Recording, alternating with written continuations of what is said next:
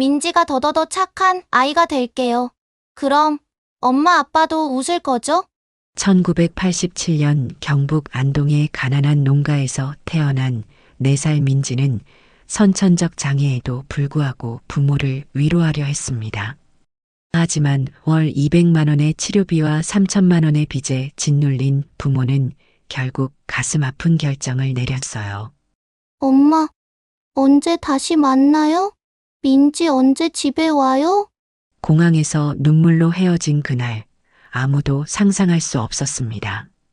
30년 후 서울의 한 절에서 벌어질 기적적인 재회를 어서 오세요. 따뜻한 밥 드세요.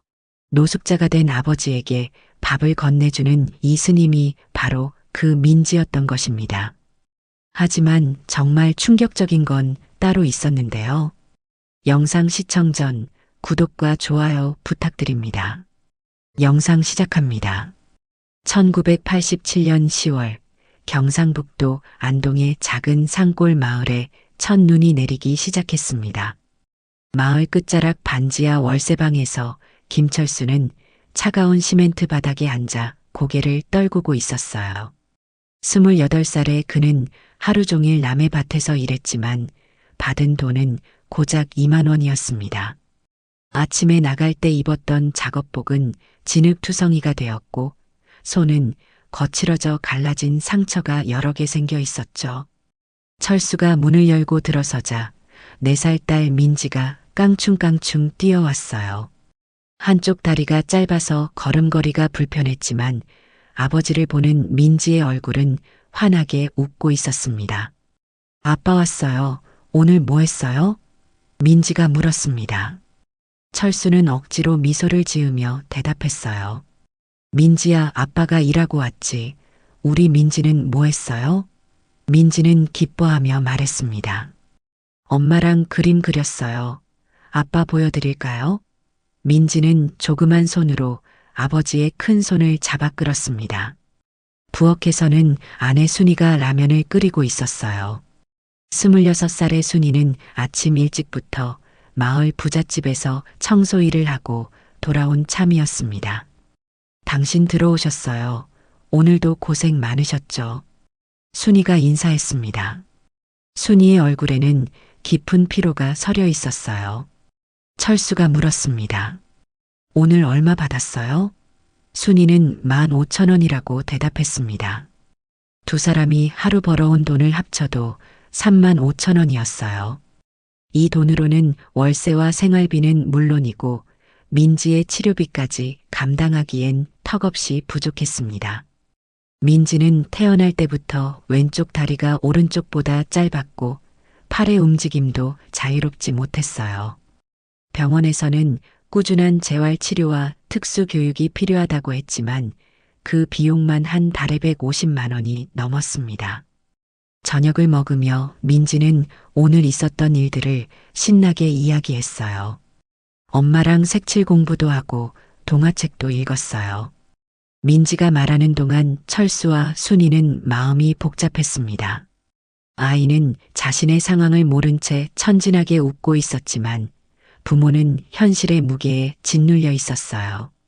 철수가 물었습니다. 민지야, 내일은 뭐 하고 싶어요? 민지는 대답했습니다.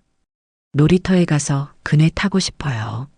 하지만 마을 놀이터의 그네는 민지가 혼자서 타기엔 너무 높았고 다른 아이들처럼 뛰어다니며 놀기도 어려웠어요. 순이는 민지의 머리를 쓰다듬으며 말했습니다. 그럼 우리 집 앞마당에서 놀까? 밤이 되자 전기가 나갔어요. 전기요금을 밀려서 한국전력에서 전기를 끄는 것이었습니다. 철수는 촛불을 켜고 순이는 가스레인지로 물을 끓였어요. 민지는 촛불이 신기한지 가만히 들여다보며 말했습니다. 예뻐요. 부모에게는 절망적인 상황이었지만 아이에게는 그저 새로운 경험일 뿐이었어요. 순이가 라면 하나를 끓여서 3명이 나누어 먹었습니다. 민지가 말했습니다. 배고파요. 철수는 자신의 몫을 더 주었어요. 아빠는 배 안 고픈데 민지가 더 먹어. 잠자리에 들기 전 순이는 민지에게 책을 읽어주었어요. 촛불 불빛 아래서 읽는 동화책 속 공주 이야기를 들으며 민지가 말했습니다. 엄마, 저도 공주 같은 예쁜 드레스 입고 싶어요. 순이는 딸을 꼭 안아주며 대답했어요. 그래, 우리 민지가 제일 예쁜 공주지. 민지가 잠든 후 철수와 순이는 작은 부엌 테이블에 마주 앉았습니다. 두 사람 앞에는 밀린 고지서들이 쌓여 있었어요. 전기요금, 가스요금, 월세, 그리고 병원비까지 합치면 빚이 이미 3천만 원을 넘어서고 있었습니다. 철수가 한숨을 쉬며 말했어요. 당신, 나는 정말 무능한 남편인 것 같아요. 아내와 딸 하나 제대로 못 돌보고 있으니까요. 순이는 위로했지만 목소리에는 힘이 없었습니다. 그런 말하지 마세요. 당신도 최선을 다하고 있잖아요. 두 사람은 어떻게 해야 할지 막막했어요. 철수가 말했습니다. 더 많은 일자리를 찾아보겠어요. 하지만 이 작은 시골 마을에서는 일거리 자체가 부족했습니다. 순이도 청소일 외에 다른 일을 찾고 있었지만 민지를 돌봐야 해서 오래 집을 비울 수도 없었어요. 바로 그때 밖에서 차 소리가 들렸습니다. 밤 10시가 넘은 시간이었는데 누가 찾아온 걸까요? 철수가 문을 열어보니 정장을 입은 남자 3명이 서 있었어요. 김철수 씨 계십니까? 남자의 목소리는 차갑고 무서웠습니다. 철수는 가슴이 철렁 내려앉는 걸 느꼈어요. 사채업자들이었습니다. 제가 김철수입니다. 철수가 대답하자 그중 한 명이 말했어요. 김철수 씨, 우리가 몇 번이나 연락했는데 왜 전화를 안 받으셨어요? 돈 갚을 생각 있으세요, 없으세요? 철수는 애원했습니다. 조금만 시간을 주세요. 하지만 남자는 고개를 저었습니다. 더 이상 기다려줄 수 없어요. 내일까지 원금과 이자 모두 갚으시든지 아니면 집을 나가셔야 합니다. 순이가 부엌에서 나와 사정하려 했지만 남자들은 이미 돌아서고 있었습니다. 마지막으로 한 명이 말했어요. 내일 오후까지입니다. 그때까지 돈이 안 되면 큰일 날 줄 아세요. 차가 떠나간 후 철수와 순이는 서로를 붙잡고 울었어요. 민지가 잠에서 깨어 물었습니다. 엄마, 아빠 왜 울어요? 순이는 눈물을 닦으며 말했어요. 아무것도 아니야, 민지야, 다시 자. 하지만 민지는 부모의 슬픈 얼굴을 보며 말했습니다. 엄마, 아빠가 슬프면 민지도 슬퍼요. 민지가 더 착한 아이가 될게요. 그 말을 들은 순간 두 사람은 더욱 오열했어요. 다음 날 아침 철수는 새벽 5시에 일어났습니다. 어제 밤의 일이 꿈이었으면 좋겠다고 생각했지만 현실은 그대로였어요. 순이도 거의 밤새 잠들지 못했는지 눈이 퉁퉁 부어 있었습니다. 두 사람은 민지가 깨기 전에 조용히 이야기를 나누었어요. 철수가 말했습니다. 당신 정말 방법이 없을까요? 누구한테라도 돈을 빌려서라도. 순이는 대답했어요. 이미 빌릴 수 있는 곳은 다 빌렸어요. 친척들도 우리 형편을 아니까 더 이상 도와줄 수 없다고 했고 은행 대출은 담보가 없어서 받을 수 없었습니다. 민지가 일어나자 두 사람은 평소처럼 밝게 굴려고 노력했어요. 순이가 물었습니다. 민지야, 잘 잤어요? 민지는 대답했습니다. 네, 엄마. 근데 엄마 얼굴이 이상해요. 아이는 어른들의 표정을 읽는 것이 참 빨랐어요. 순이는 둘러댔습니다. 엄마가 어제 잠을 못 잤거든요. 아침을 먹으며 철수는 말했어요. 오늘 일찍 나가봐야겠어요. 더 많은 일거리를 찾아보겠다는 것이었지만 순이는 이미 포기한 듯한 표정이었습니다. 철수가 나간 후 순이는 민지와 함께 집 정리를 했어요. 하지만 마음은 복잡했습니다. 정말 오늘까지 돈을 구하지 못하면 어떻게 될까요? 그때 옆집 아줌마 이순자가 찾아왔어요. 순이 씨, 어젯밤에 무슨 일 있었어요? 큰 소리 들렸는데. 순자는 순이보다 10살 많은 35세로 이 동네에서 오래 살았던 사람이었어요. 순이는 처음에는 아무것도 아니라고 했지만 결국 모든 사정을 털어놓았습니다. 순자가 듣고 나서 말했어요. 순이 씨 이런 말하기 그렇지만 민지 때문에 너무 고생하는 것 아닌가요? 아이를 위해서라도 다른 방법을 생각해 보는 게 어떨까요? 순이가 물었습니다. 무슨 뜻이에요? 순자는 조심스럽게 말을 이었습니다. 입양 보내는 것 말이에요. 요즘 외국으로 입양 보내면 좋은 가정에서 잘 키워준다고 하던데요. 순이는 깜짝 놀라며 말했습니다. 그런 말하지 마세요. 하지만 순자는 계속 말했어요. 나도 예전에 그런 생각 해봤거든요. 아이를 위해서라도 좋은 환경에서 키우는 게 낫지 않을까 하고요. 순이는 절대 안 된다고 했지만 순자의 말이 머릿속에서 맴돌았어요. 정말 민지를 위해서는 어떤 것이 좋은 선택일까요? 지금처럼 가난한 환경에서 제대로 된 치료도 받지 못하며 키우는 것과 좋은 가정에서 충분한 사랑과 지원을 받으며 자라는 것 중에서요. 하지만 곧 고개를 저었습니다. 아무리 어려워도 내 아이를 남에게 줄 수는 없다고 생각했어요. 오후가 되자 철수가 집으로 돌아왔습니다. 얼굴이 더욱 어두워져 있었어요. 하루 종일 돌아다녔지만 당장 큰 돈을 벌 수 있는 일은 없었습니다. 건설 현장에서는 한 달 후에나 일이 시작된다고 했고 다른 농장에서는 인력이 충분하다고 거절당했어요. 철수가 한숨을 쉬며 말했습니다. 당신 정말 방법이 없는 것 같아요. 오늘까지인데 어떻게 하죠? 순이는 아까 순자가 한 말을 전했어요. 물론 말도 안 되는 소리라고 생각한다면서요. 하지만 철수는 뜻밖의 반응을 보였습니다. 혹시 그것도 방법일까요? 철수가 조심스럽게 물어봤어요. 순이는 깜짝 놀라며 소리쳤습니다. 당신 뭔 소리예요? 우리 민지를 남한테 준다고요? 철수는 말했습니다. 그런 뜻이 아니에요. 하지만 목소리에는 확신이 없었어요. 나도 싫어요. 하지만 정말 민지를 위해서는 어떤 게 나을까요? 지금처럼 우리가 아무것도 해줄 수 없는 상황에서 키우는 것보다 좋은 환경에서 제대로 된 교육과 치료를 받는 게 민지에게는 더 좋지 않을까요? 두 사람은 그날 저녁 심각한 대화를 나누었어요. 민지는 텔레비전을 보고 있었지만 부모의 대화를 들을까봐 목소리를 낮춰 이야기했습니다. 순이는 끝까지 반대했어요. 아무리 어려워도 내 아이는 내가 키워야 해요. 하지만 철수는 현실적으로 생각해 보자고 말했어요. 지금 상황에서는 민지에게 제대로 된 치료도 해줄 수 없고 교육도 시킬 수 없어요. 그렇게 키우는 것이 정말 민지를 위한 일일까요? 밤 10시가 되자 다시 차 소리가 들렸습니다. 어제와 같은 사채업자들이었어요.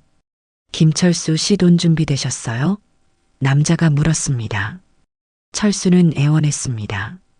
조금만 더 시간을 주세요. 하지만 남자는 단호했어요. 우리도 더 이상 기다릴 수 없어요. 내일 아침까지 이 집에서 나가세요. 그리고 돈은 계속 갚으셔야 하는 거 아시죠? 순이가 나와서 사정해봤지만 소용없었습니다. 남자들이 떠난 후 민지가 잠에서 깨어나왔어요. 엄마 아빠 또 왜 울어요? 민지가 물으며 부모 곁으로 다가왔습니다. 민지가 말했어요. 엄마 아빠가 슬프면 민지도 슬픈데요. 민지가 뭔가 잘못했나요? 순이는 딸을 안아주며 말했습니다. 아니야, 민지야. 민지는 잘못한 게 없어요. 그때 민지가 또 말했어요. 민지가 더더더 착한 아이가 될게요. 그럼 엄마 아빠도 웃을 거죠? 그 말을 들은 순간 철수와 순이는 더욱 마음이 아팠어요. 아이는 부모를 위해 자신이 더 착해지겠다고 말하고 있었습니다. 그날 밤 민지를 재운 후 두 사람은 최종 결정을 내려야 했어요. 철수가 먼저 말을 꺼냈습니다. 당신 정말 어려운 결정이지만 민지를 위해서는 이게 맞는 것 같아요. 순이는 울면서 반대했지만 철수는 계속 설득했어요. 우리가 아무리 사랑한다고 해도 지금 상황에서는 민지에게 아무것도 해줄 수 없어요. 오히려 민지만 고생시키는 것 같아요. 결국 순이도 고개를 끄덕였습니다. 하지만 조건이 있었어요. 정말 좋은 가정으로만 보내는 거예요. 그리고 나중에 꼭 다시 만날 수 있는 방법을 찾아야 해요. 철수도 대답했습니다. 당연하죠. 다음 날 아침 철수는 입양기관에 전화를 걸었습니다. 순자가 알려준 번호였어요.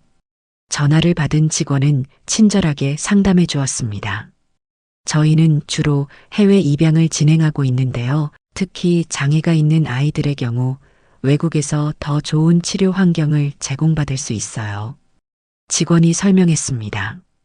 현재 캐나다에 거주하는 한국계 가정에서 입양을 원하고 있는데 경제적으로 여유가 있고 아이의 장애에 대해서도 충분히 이해하고 계십니다. 철수는 가슴이 뛰는 걸 느꼈어요. 정말 좋은 환경이라면 민지가 행복하게 살 수 있을까요? 직원이 계속 말했습니다. 입양 가정의 아버지는 박신부라는 분인데 한국에서 태어나 어릴 때 캐나다로 이민 가신 분이에요. 그래서 한국 문화도 잘 아시고 아이에게 한국어도 가르쳐 주실 수 있어요. 순이는 옆에서 듣고 있다가 물었습니다. 정말 우리 민지를 잘 키워주실까요? 직원이 대답했습니다. 네, 이미 여러 차례 상담을 진행했는데 정말 좋은 분들이세요. 아이의 치료와 교육에 필요한 모든 지원을 해주시겠다고 약속하셨어요. 철수와 순이는 마음이 조금 놓였어요. 하지만 여전히 불안했습니다. 정말 이것이 민지를 위한 최선의 선택일까요? 직원이 말했습니다.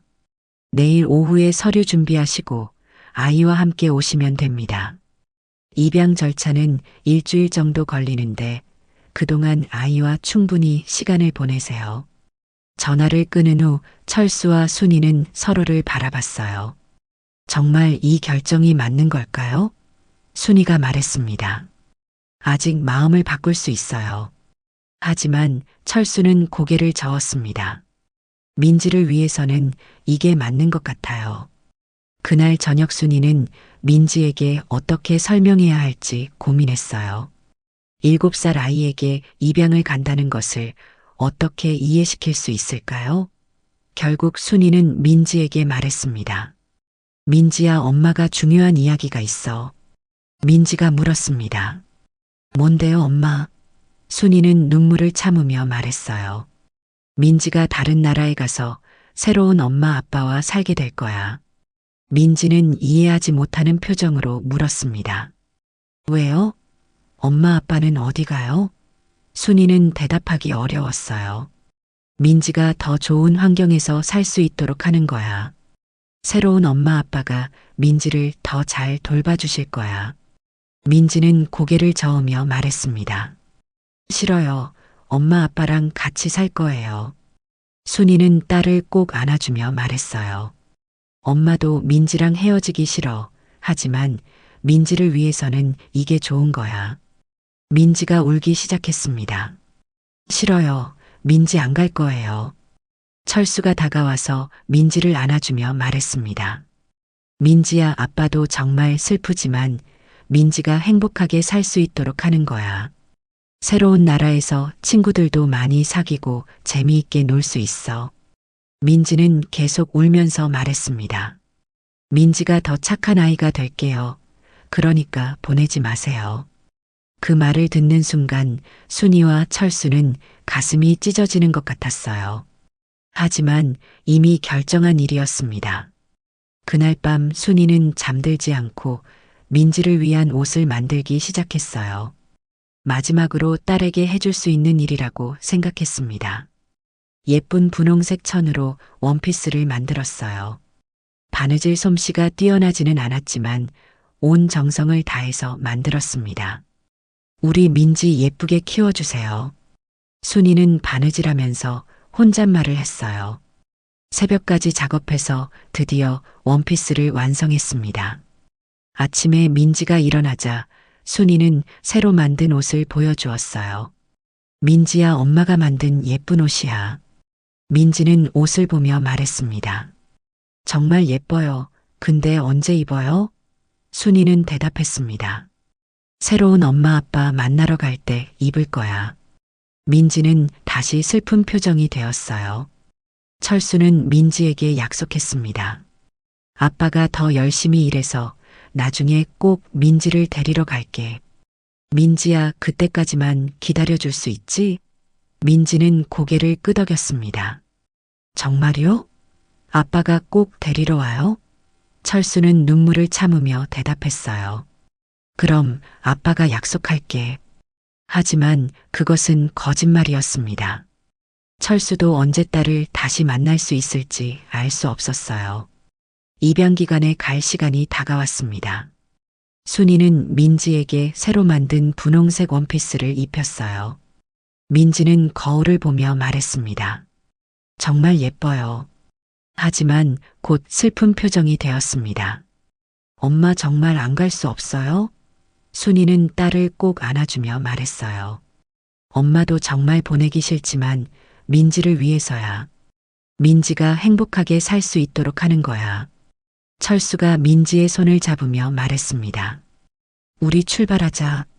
민지는 부모의 손을 꼭 잡고 걸었어요. 가는 길에 민지가 물었습니다. 새로운 엄마 아빠는 어떤 분들이에요? 철수가 대답했습니다. 정말 좋은 분들이야. 민지를 많이 사랑해 주실 거야. 민지가 또 물었습니다. 그럼 엄마 아빠는 민지를 사랑 안 해요? 순이는 눈물이 나려는 걸 참으며 말했어요. 아니야, 민지야. 엄마 아빠는 민지를 세상에서 제일 사랑해. 그래서 민지가 더 행복하게 살 수 있도록 보내주는 거야. 입양 기간에 도착했을 때 직원이 친절하게 맞아주었습니다. 안녕하세요. 민지가 정말 예쁘네요. 직원이 민지에게 인사했어요. 민지는 부모 뒤에 숨으며 수줍어했습니다. 직원이 설명했습니다. 캐나다에 계신 박신부 가족이 정말 민지를 만나고 싶어 하세요. 사진도 보내주셨는데 보시겠어요? 순이는 고개를 끄덕였어요. 사진 속의 박신부와 그의 아내는 정말 따뜻해 보였습니다. 집도 크고 정원도 아름다웠어요. 직원이 말했습니다. 이분들이 민지의 새로운 부모님이 될 거예요. 정말 좋은 분들이에요. 민지는 사진을 보며 물었습니다. 이분들이 새로운 엄마 아빠예요? 직원이 대답했습니다. 맞아요. 민지를 정말 기다리고 계세요. 서류 작성을 마치고 나서 직원이 말했습니다. 일주일 후에 출발하게 됩니다. 그때까지 민지와 충분한 시간을 보내세요. 집으로 돌아가는 길에 민지가 말했습니다. 엄마 아빠 민지 정말 가야 해요? 철수는 민지의 머리를 쓰다듬으며 말했어요. 민지야, 새로운 곳에서 재미있게 살 수 있을 거야. 하지만 민지는 계속 슬퍼했습니다. 그 일주일 동안 철수와 순이는 민지와 최대한 많은 시간을 보냈어요. 함께 산책도 하고 민지가 좋아하는 음식도 만들어 주었습니다. 순이는 민지에게 한글도 가르쳐 주었어요. 나중에 한국말을 잊지 않도록 하기 위해서였습니다. 민지야, 이건 엄마의 엄자야. 이건 아빠의 아자야. 순이가 한 글자씩 가르쳐 주었습니다. 민지는 열심히 따라했어요. 엄마, 아빠. 철수는 민지에게 말했습니다. 민지야, 새로운 엄마 아빠한테도 한국말 가르쳐 드려. 민지가 대답했습니다. 네, 아빠. 드디어 출발하는 날이 왔습니다. 김포공항으로 가는 길에 민지는 계속 부모의 손을 꼭 잡고 있었어요. 공항에 도착하자 입양기관 직원이 기다리고 있었습니다. 민지와 함께 캐나다로 떠날 동행자였어요. 안녕하세요, 민지야. 우리 함께 비행기 타고 갈 거야. 직원이 친근하게 말했습니다. 민지는 여전히 부모 곁에서 떨어지려 하지 않았어요. 출국 수속을 하는 동안 순이는 민지에게 마지막 당부를 했습니다. 민지야, 새로운 엄마 아빠 말씀 잘 듣고 아프면 안 되고 밥도 잘 먹어야 해. 민지가 물었습니다. 엄마 언제 다시 만나요? 순이는 목이 메어 대답하기 어려웠어요. 곧 만날 거야. 민지가 조금만 기다리면 돼. 하지만 그것도 확신할 수 없는 말이었습니다. 철수는 민지를 꼭 안아주며 말했어요. 아빠가 꼭 민지를 데리러 갈게. 그때까지 건강하게 잘 지내야 해. 민지가 눈물을 흘리며 말했습니다. 아빠, 엄마 사랑해요. 순이와 철수도 눈물을 참을 수 없었어요. 우리도 민지 정말 사랑해. 비행기 탑승 시간이 되었습니다. 직원이 말했습니다. 이제 가야 할 시간이에요. 민지는 부모에게 매달리며 말했습니다. 싫어요. 안 갈 거예요. 순이는 딸을 떼어내기가 너무 어려웠어요. 하지만 이미 결정한 일이었습니다. 민지야, 엄마가 정말 사랑한다는 거 알지? 민지가 고개를 끄덕였습니다. 네, 엄마. 순이가 마지막으로 말했어요. 그럼 엄마 말 듣고 착하게 가야 해. 민지가 직원과 함께 출국장으로 들어가는 순간 순이와 철수는 바닥에 주저앉았어요. 민지는 계속 뒤돌아보며 손을 흔들었습니다. 엄마, 아빠 안녕. 그 모습이 사라질 때까지 두 사람은 계속 울었습니다. 집으로 돌아가는 길은 너무나 조용했어요. 민지가 없는 집은 텅 비어 있는 것 같았습니다. 순이는 민지 방에 들어가서 딸의 옷들을 만져보았어요. 아직 민지의 냄새가 남아 있었습니다. 철수는 부엌에 앉아서 소주를 마시기 시작했어요. 이런 선택이 정말 옳은 것일까요? 후회가 밀려왔습니다. 순이가 말했습니다. 당신, 우리가 정말 잘한 걸까요? 철수는 대답할 수 없었어요. 그저 술만 마실 뿐이었습니다. 그날 밤부터 순이는 민지 방에서 잠을 잤어요. 딸의 베개를 안고 울면서 잠들었습니다. 민지야, 엄마가 널 지켜주지 못해서 미안해. 철수는 점점 더 많은 술을 마시기 시작했어요. 일도 제대로 나가지 않았습니다. 죄책감과 후회가 그를 짓누르고 있었어요. 순이도 마찬가지였습니다. 청소일을 하다가도 자꾸 민지 생각이 났어요. 지금 민지는 뭘 하고 있을까요? 새로운 부모님과 잘 지내고 있을까요? 한 달이 지나자 순이의 몸에 이상이 생기기 시작했어요. 밥을 먹어도 자꾸 토했고 잠도 제대로 오지 않았습니다. 철수가 병원에 가자고 했지만 순이는 거절했어요. 병원비가 아까웠기 때문입니다. 하지만 증상은 점점 더 심해졌어요. 순이는 하루 종일 민지 방에서 나오지 않았습니다. 딸의 옷을 끌어안고 하루 종일 울기만 했어요. 민지야, 엄마가 널 보고 싶어 죽겠다. 철수는 일자리를 찾겠다며 서울로 떠났습니다. 더 많은 돈을 벌어서 민지를 다시 데려오겠다는 생각이었어요. 하지만 서울에서도 변변한 일자리를 찾기는 어려웠습니다. 철수는 건설 현장에서 일용직으로 일했지만 술 때문에 자주 일을 그만두게 되었어요. 혼자 남은 순이는 더욱 우울해졌습니다. 이웃들이 위로해 주려 했지만 순이는 아무도 만나려 하지 않았어요. 오직 민지 생각뿐이었습니다. 2년이 지나자 순이의 건강이 급격히 나빠졌어요. 위에 심한 통증이 있었고 음식을 전혀 넘기지 못했습니다. 병원에 가서 검사를 받은 결과 위암 판정을 받았어요. 의사가 말했습니다. 이미 많이 진행된 상태입니다. 빨리 치료를 시작해야 해요. 하지만 순이는 치료를 거부했어요. 이미 살고 싶은 의욕을 잃어버린 상태였습니다. 서울에서 소식을 들은 철수가 급히 내려왔어요. 당신 치료받아야 해요. 철수가 애원했지만 순이는 고개를 저었습니다. 이미 늦었어요. 그리고 치료비도 없잖아요. 순이의 병은 빠르게 악화되었습니다. 3년 후인 1990년 겨울, 순이는 마지막 숨을 거두었어요. 임종 직전까지 민지의 이름을 불렀습니다. 민지야, 엄마가 먼저 가는구나. 미안해, 민지야. 순이가 세상을 떠난 후 철수는 완전히 무너졌습니다. 아내의 장례식을 치르고 나서 더욱 술에 의존하게 되었어요. 일도 제대로 하지 못했고 빚은 계속 늘어만 갔습니다. 철수는 민지에 대한 죄책감과 아내를 잃은 슬픔으로 정상적인 생활을 할 수 없었어요. 1995년 철수는 집마저 잃고 거리로 나앉게 되었습니다. 그때부터 떠돌이 생활이 시작되었어요. 한때는 가정을 이루고 딸과 함께 살았던 사람이 이제는 거리에서 하루하루를 버텨나가고 있었습니다. 철수는 서울 곳곳을 떠돌아다니며 살았어요. 때로는 지하철역에서, 때로는 공원에서 잠을 잤습니다. 추운 겨울에는 찜질방이나 24시간 카페에서 시간을 보냈어요. 철수의 모습은 완전히 달라졌습니다. 한때는 민지를 위해 열심히 일했던 아버지의 모습은 찾아볼 수 없었어요.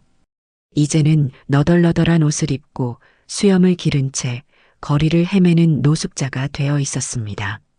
하지만 가끔 일을 해가며 겨우 버틸 수 있었습니다. 철수는 여전히 민지를 그리워했어요. 밤마다 딸의 얼굴을 떠올리며 혼자 울었습니다.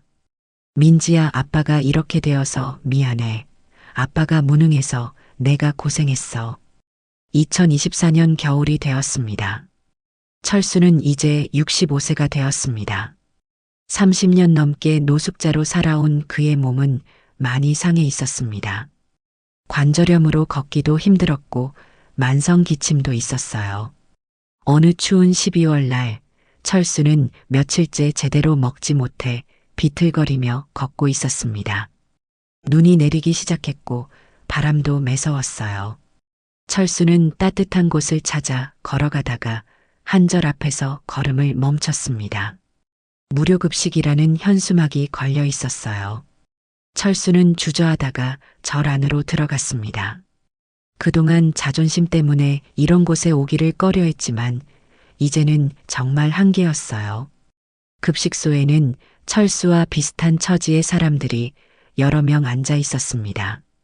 모두들 조용히 밥을 먹고 있었어요. 철수는 구석자리에 앉았습니다. 그때 부드러운 목소리가 들렸어요. 어서 오세요. 따뜻한 밥 드세요. 철수가 고개를 들어보니 30대 후반으로 보이는 여성 스님이 정갈한 밥상을 내어주고 있었습니다. 스님의 얼굴을 본 순간 철수는 깜짝 놀랐어요.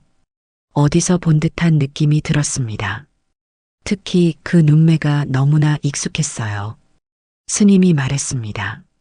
천천히 드세요. 더 필요하시면 말씀하세요. 철수는 떨리는 손으로 숟가락을 들었습니다. 오랜만에 먹는 따뜻한 밥이었어요. 하지만 계속 스님의 얼굴이 신경 쓰였습니다. 정말 어디서 본 것 같은데. 밥을 다 먹고 나서 철수는 스님에게 말했어요. 스님, 감사합니다. 스님이 대답했습니다. 천만에요. 추운 날씨에 고생 많으셨어요. 철수는 일어나려다가 다시 스님을 바라봤습니다. 그 순간 가슴이 철렁 내려앉았어요. 스님의 눈매가 민지와 너무나 닮아 있었습니다. 37년 전 헤어진 딸의 모습이 떠올랐어요. 철수는 떨리는 목소리로 물었습니다. 스님, 혹시 성함이? 스님도 철수를 유심히 바라보고 있었어요. 저는 지혜라고 합니다. 그런데 아저씨 목소리가 정말 익숙한 것 같은데요. 철수의 심장이 빠르게 뛰기 시작했습니다. 혹시나 하는 마음에 물어봤어요. 스님은 언제부터 한국에 계셨나요? 지혜 스님이 대답했습니다. 저는 어릴 때 캐나다로 입양을 갔다가 성인이 된 후에 한국에 돌아왔어요. 그리고 여기서 출가했습니다. 철수는 더 이상 참을 수 없었어요. 온몸이 떨리기 시작했습니다. 혹시 아저씨 성함이 김철수 씨인가요? 지혜 스님이 조심스럽게 물었습니다. 철수는 깜짝 놀라며 대답했어요. 맞습니다. 어떻게 아시는지? 지혜 스님의 눈에서 눈물이 흘러내리기 시작했습니다. 아버지 맞으시죠? 30년 동안 찾던 아버지이셨어요. 철수도 눈물을 참을 수 없었습니다. 민지야 정말 너구나. 우리 민지. 두 사람은 서로를 바라보며 울었어요. 30년 만에 재회였습니다. 지혜 스님이 말했습니다. 아버지 정말 많이 보고 싶었어요. 철수는 딸을 꼭 안아주고 싶었지만 자신의 모습이 부끄러웠어요. 민지야 아빠가 이런 모습이어서 미안해. 지혜 스님이 말했습니다. 아니에요, 아버지. 그런 말씀하지 마세요. 급식소에 있던 다른 사람들도 이 광경을 보며 감동했어요. 정말 드라마 같은 일이었습니다. 지혜 스님이 철수에게 말했습니다. 아버지, 이제 안전한 곳에서 지내세요. 여기 절에서 계시면 돼요. 철수는 고개를 저었습니다. 내가 무슨 자격으로, 너를 버린 아비가 무슨 면목으로. 지혜 스님이 단호하게 말했어요. 아버지 전 아버지를 원망한 적이 없어요. 오히려 감사하고 있어요. 지혜 스님은 철수를 절의 조용한 방으로 안내했습니다.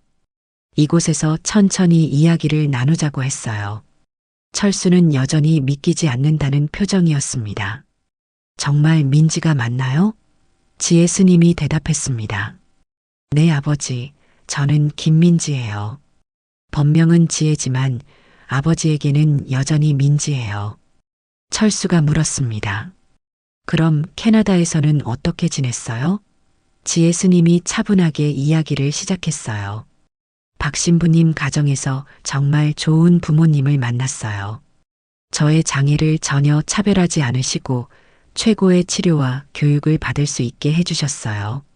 철수는 안도의 한숨을 쉬었습니다. 그럼 다행이네요. 아빠가 가장 걱정했던 부분이었어요. 지혜 스님이 계속 말했어요. 양부모님은 저에게 한국어도 가르쳐 주셨고 한국 문화도 알려주셨어요.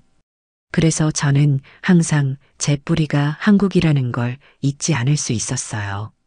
철수가 물었습니다. 그럼 언제 한국에 왔어요? 지혜 스님이 대답했습니다. 대학을 졸업하고 나서 2010년에 한국에 왔어요. 처음에는 생물학적 부모님을 찾으려고 했어요. 철수는 가슴이 뛰었습니다. 정말요? 나를 찾으려고 했다고요? 지혜 스님이 고개를 끄덕였어요.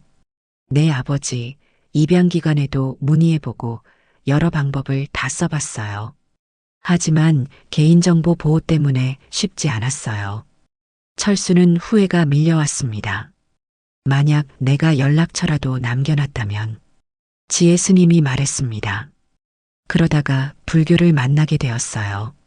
처음에는 마음의 평안을 찾기 위해서였는데 점점 더 깊이 빠져들게 되었어요. 철수가 물었습니다. 그래서 스님이 되신 거예요? 지혜 스님이 대답했습니다. 네, 특히 저와 같은 처지의 사람들을 돕고 싶었어요. 버려진 아이들, 장애가 있는 사람들, 가난한 사람들을 위해 일하고 싶었어요. 철수는 감동했습니다. 역시 우리 민지답네요. 지혜 스님이 말했습니다. 아버지 가장 중요한 이야기를 아직 안 했어요. 철수가 긴장하며 물었습니다. 뭔데요? 지혜 스님이 말했어요. 저는 매일 새벽 예불 때마다 아버지와 어머니를 위해 기도했어요. 30년 동안 단 하루도 빠지지 않고요. 철수는 깜짝 놀랐습니다. 정말요? 매일요? 지혜 스님이 고개를 끄덕였어요. 네, 부모님이 어디 계시든 건강하시고 행복하시기를 빌었어요. 그리고 저를 보내신 그 아픔이 치유되기를 매일 기도했어요. 철수는 눈물이 흘러나왔습니다. 민지야, 아빠는 내가 원망할 줄 알았는데. 지혜 스님이 단호하게 말했어요. 아니에요, 아버지. 전 아버지를 한 번도 원망한 적이 없어요. 오히려 감사하고 있어요. 철수가 이해할 수 없다는 표정으로 물었습니다. 감사하다고요? 내가 너를 버렸는데? 지혜 스님이 설명했어요. 아버지, 저는 어른이 되면서 그때 상황을 이해하게 되었어요. 분명 어쩔 수 없는 상황이었을 거예요. 그리고 저를 보내주신 덕분에 더 많은 사람들을 도울 수 있게 되었어요. 철수는 딸의 말에 더욱 울었습니다. 민지야, 아빠가 정말 미안해. 지혜 스님이 아버지의 손을 잡으며 말했어요. 아버지, 이제 그런 말씀하지 마세요. 과거는 과거예요. 중요한 건 지금이에요. 철수가 물었습니다. 그럼 어머니는? 어머니도 찾고 있었니? 지혜 스님의 표정이 조금 어두워졌어요. 어머니에 대해서도 계속 기도하고 있어요. 철수는 아내가 돌아가신 사실을 어떻게 말해야 할지 몰랐어요. 민지야, 어머니는? 철수가 말을 시작하려다가 멈췄습니다. 지혜 스님이 알아차렸어요. 어머니는 돌아가셨나요? 철수가 고개를 끄덕였습니다. 너를 보낸 지 3년 후에. 지혜 스님은 잠시 조용했다가 말했어요. 그럴 줄 알았어요. 어머니도 많이 힘드셨을 거예요. 철수가 말했습니다. 내 엄마는 마지막까지 내 이름을 불렀어. 지혜 스님이 눈물을 흘리며 말했어요. 어머니, 정말 죄송해요. 그리고 감사해요. 철수가 물었습니다. 지금은 뭐라고 지내니? 지혜 스님이 대답했습니다. 이 절에서 사회복지 사업을 하고 있어요. 특히 노숙자분들과 장애인분들을 위한 일을 하고 있어요. 철수는 자랑스러웠습니다. 역시 우리 민지가 이렇게 훌륭하게 자랐구나. 지혜 스님이 말했습니다. 아버지, 이제 여기서 지내세요. 제가 돌봐드릴게요.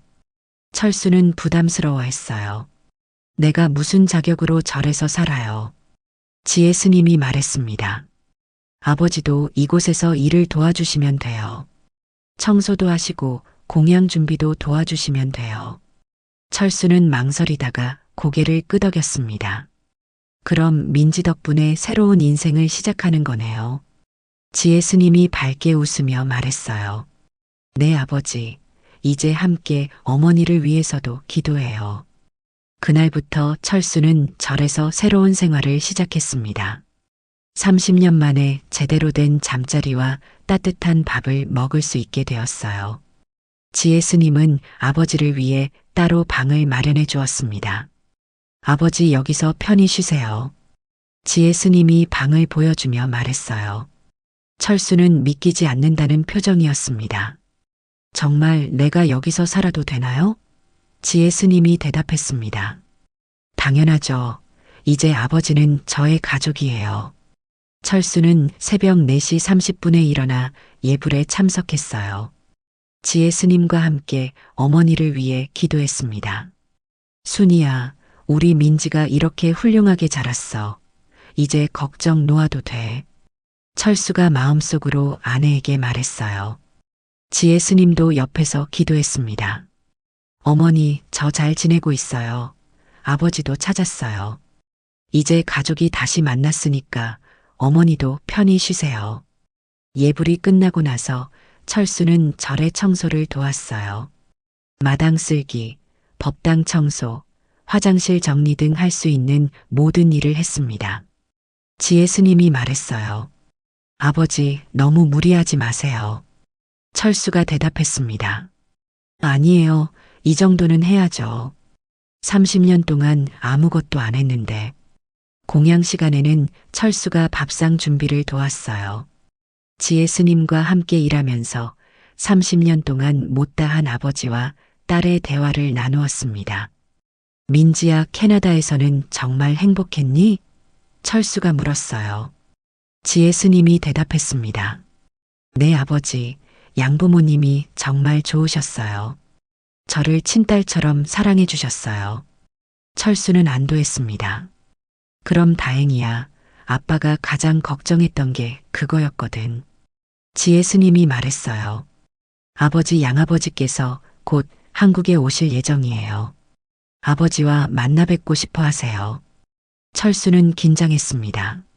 내가 무슨 면목으로 그분을 만나죠? 지혜 스님이 말했습니다. 아버지 양아버지께서는 아버지께 감사하다고 하세요. 저를 세상에 태어나게 해주셔서 감사하다고요. 철수는 이해할 수 없었어요. 감사하다고요? 지혜 스님이 설명했습니다. 양아버지께서 말씀하시기를 민지는 우리 가족의 축복이었다고 하세요. 저 때문에 더 큰 사랑을 배웠다고 하세요. 며칠 후 박 신부가 한국에 도착했습니다. 55세의 박 신부는 따뜻한 인상을 가진 분이었어요. 지혜 스님과 함께 절에 찾아왔습니다. 안녕하세요. 민지의 생물학적 아버지 되시는 분이죠? 박 신부가 한국어로 인사했어요. 철수는 어떻게 대답해야 할지 몰랐습니다. 저 정말 죄송합니다. 제가 민지를 제대로 돌보지 못해서. 박 신부가 철수의 손을 잡으며 말했어요. 아니에요. 저야말로 감사합니다. 민지 덕분에 우리 가족이 더 행복해졌어요. 철수는 박 신부의 말에 감동했습니다. 정말 좋은 분이구나. 박 신부가 계속 말했어요. 민지는 정말 훌륭한 아이예요.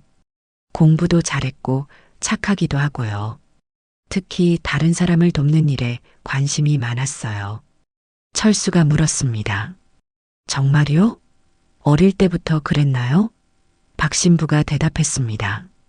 네, 항상 자신보다 어려운 사람들을 도와주려고 했어요. 아마 한국에서의 경험이 영향을 준 것 같아요. 지혜 스님이 말했어요. 아버지, 저는 어릴 때 경험 덕분에 다른 사람의 아픔을 더 잘 이해할 수 있었어요. 그래서 지금 이런 일을 하게 된 것 같아요. 철수는 딸의 말에 울컥했습니다. 민지야, 아빠가 너에게 상처만 줬다고 생각했는데. 지혜 스님이 단호하게 말했어요. 아니에요, 아버지. 그 경험이 저를 더 강하게 만들어줬어요. 박 신부도 동의했습니다. 맞아요. 민지는 자신의 경험을 통해 더 많은 사람들을 도울 수 있게 되었어요. 정말 자랑스러운 딸이에요. 철수가 박 신부에게 말했습니다. 정말 감사합니다. 제가 못다한 아버지 역할을 해주셔서. 박 신부가 대답했어요. 아니에요. 저야말로 감사해요. 민지 덕분에 진정한 사랑이 뭔지 배웠거든요. 그날 저녁 세 사람은 함께 식사를 했어요. 30년 만에 이뤄진 특별한 만남이었습니다. 박 신부가 말했습니다. 이제 민지에게는 2명의 아버지가 있네요. 지혜 스님이 웃으며 말했어요. 네, 정말 행복해요. 철수도 처음으로 진심 어린 웃음을 지었습니다. 그 후 박 신부는 한국에 정착하기로 결정했어요. 지혜 스님의 복지 사업을 도와주고 싶다고 했습니다. 저도 은퇴했으니까 의미 있는 일을 하고 싶어요. 박 신부가 말했어요.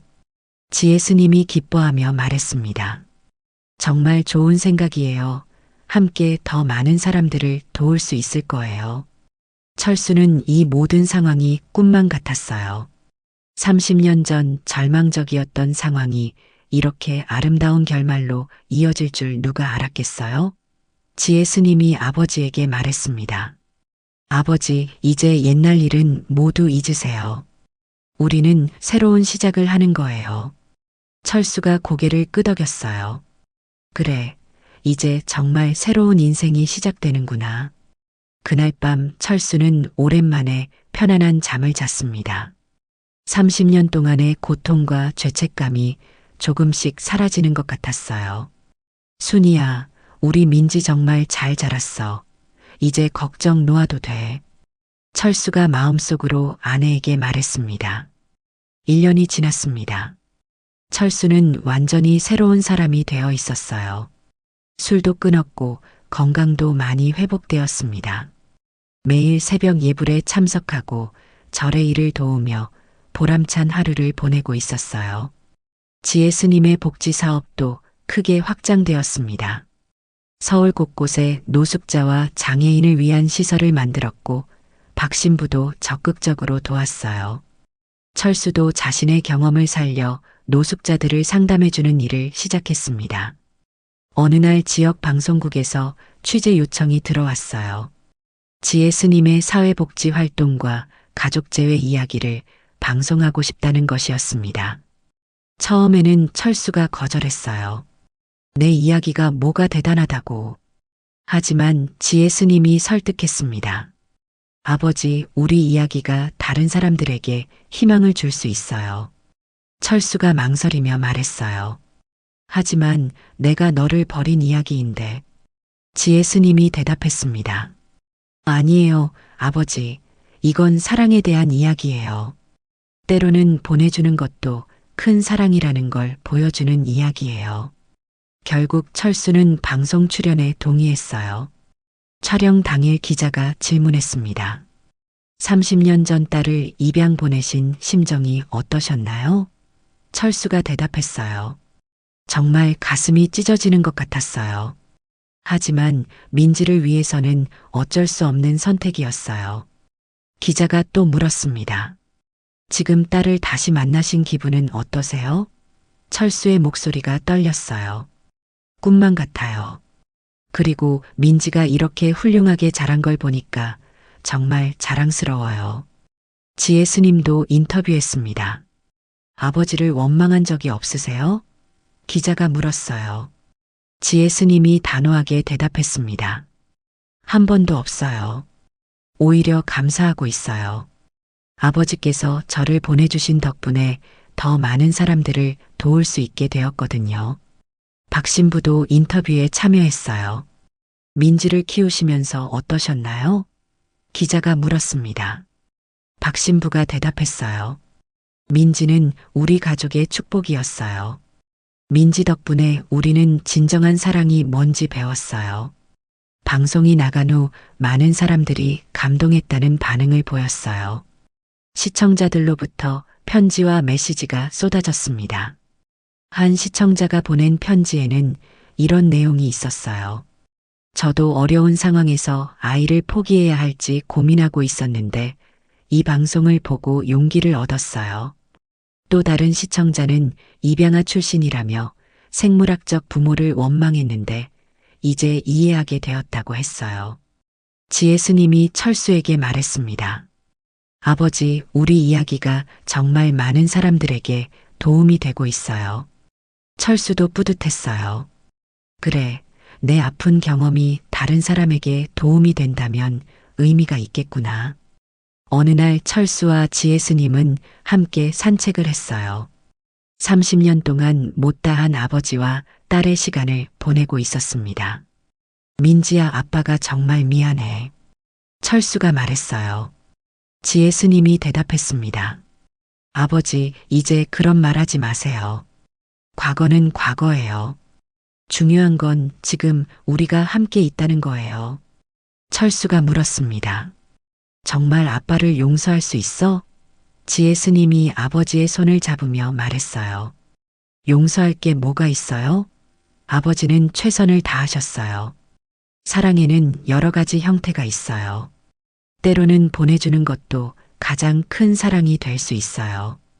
철수는 딸의 말에 또다시 울컥했습니다. 민지야, 아빠가 너를 정말 자랑스러워해. 지혜 스님이 웃으며 말했어요. 저도 아버지가 자랑스러워요. 이제 새로운 삶을 사시는 모습이 정말 멋있어요. 그날 저녁 절에서는 특별한 행사가 있었어요.